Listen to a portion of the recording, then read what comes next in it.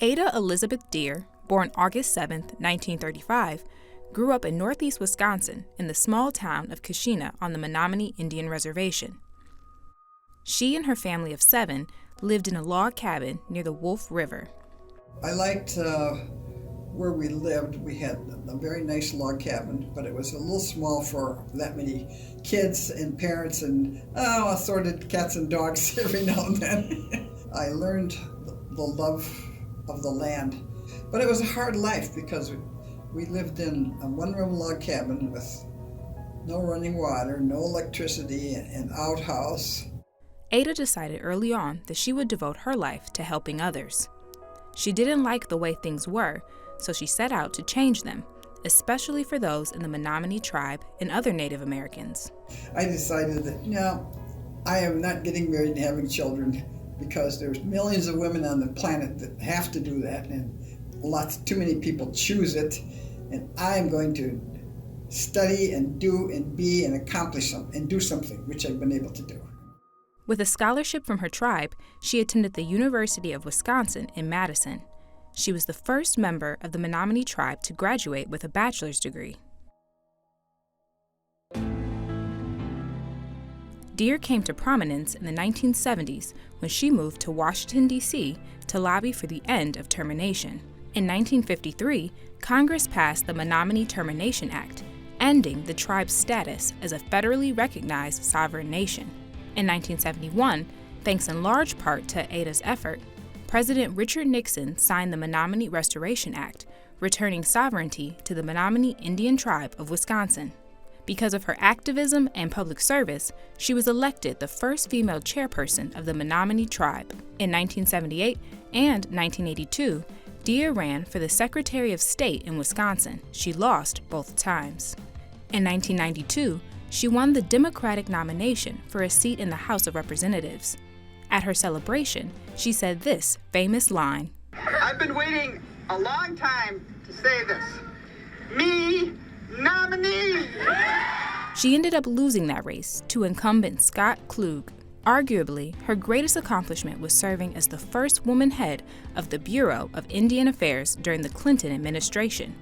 She lived a long and accomplished life of firsts. I've been the first American Indian in a lot of things. First woman, first Indian, first social worker, first. I just go through life being the first. Not because I aim to do it, it just kind of works out that way. I care about people and I don't accept injustice, and I wish I could do more.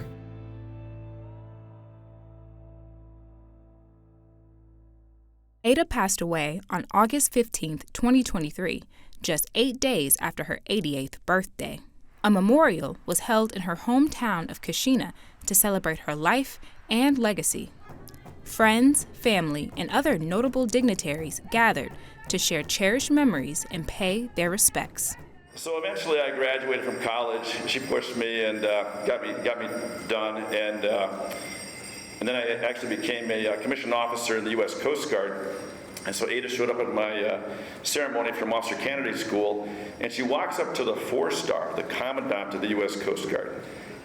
And I'm like, oh wow, there's Aunt Ida's making a beeline for the head guy. I've been in the Coast Guard like 1 day. And she goes, see this guy over there? His last name's Deer, remember him. Fear the deer, and it was just, she just would go up and talk to this guy, and I was like, oh my gosh, all my classmates were looking at me like, who is that? Do you know her? No, I have no idea.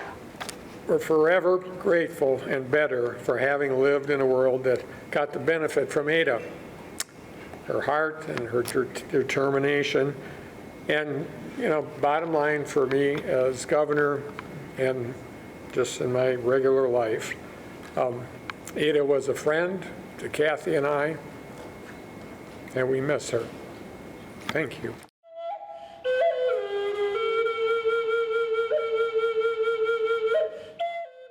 Ada was frequently honored for her public service to our great nation, and she had many roles in her life. She was a distinguished educator, social worker, and trailblazer in the field of Native American rights. She was also a beloved mentor, leader, and friend. But most importantly, she was a Menominee. She was Menominee. When I think about Ada, I think about the Menominee tribe. She made sure that the Menominee people had a voice.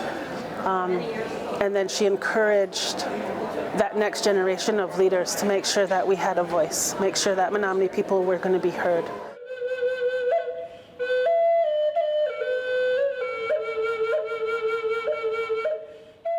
And each of us has doors in our own lives. And Ada has opened those doors for all of us. So all of us now have to ask, what will we build? Who will we hold? What doors will we go through? That's how we honor Ada's legacy. That's how we honor her gift to us. May we rise to that moment, the way that Ada rose to every moment in her own life.